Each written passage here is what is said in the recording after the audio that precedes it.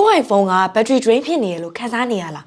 ခန်းစားနေရတယ်ဆိုလို့ရှိရင်တော့ဒီဗီဒီယိုလေးထဲမှာ battery safe ဖြစ်စီမယ်နည်းလမ်းလေးကိုပြောပြထားအောင်မလို့စုံကြည့်လိုက်တော့နော်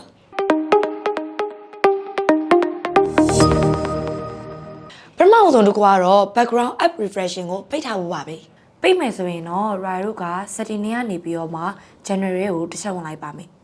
ပြီးသွားပြီဆိုလို့ရှိရင်တော့ Ryo က background app refresh ဆိုတာလေးကိုတွေ့လိမ့်မယ်အဲ့ထဲကိုဝင်ပြီးတော့မှ background app refresh တွေကိုတစ်ချက်ဝင်ပြီးတော့မှ off ပေးလိုက်ရင်ရပါပြီ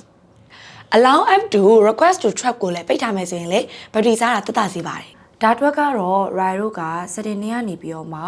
ဒီမှာ privacy and security ဆိုတာလေးရှိရင်အဲ့ထဲကိုတစ်ချက်ဝင်လိုက်မယ်ပြီးသွားပြီဆိုတာနဲ့ tracking တွေကိုတစ်ချက်ဝင်ပြီးသွားပြီဆိုတာနဲ့ allow apps to request to trap ကိုပိတ်ပေးလိုက်ရင်ရပါပြီ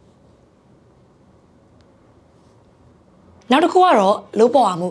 ဒီ low power မှုကိုဖွင့်သုံးမယ်ဆိုရင်တော့ battery drainer ကိုတော်တော်လေးတက်တာစီရဲဆိုတော့ဖွင့်မယ်ဆိုရင် Ryo က setting တွေကနေပြီးတော့မှ battery တွေကိုတစ်ချက်ဝင်လိုက်မယ်ပြီးပြီဆိုတာနဲ့ low power မှုလေးကို on ပေးလိုက်ရင်ရပါပြီနော်နောက်ဆုံးတစ်နည်းကတော့ iOS version တွေကို latest version ထိ update တင်ပေးဖို့ပါပဲဒါကတော့ Ryo က setting တွေက generate ကိုတစ်ချက်ဝင်လိုက်မယ်ပြီးရင် software update တွေကိုဝင်ပြီးတော့မှ software update လုပ်ပေးလိုက်ရင်ရပါပြီ battery drainer က software error ကြောင့်လည်းဖြစ်နိုင်တယ်ဒါအတွက်ကြောင့်မလို့သူက battery error တွေကို fix လုပ်ပေးရပေါ့နော် Ryo ဒီ iOS update ကို latest version ဖြစ်အောင်လို့တော့တင်ပေးလိုက်ရမှာပဲနော်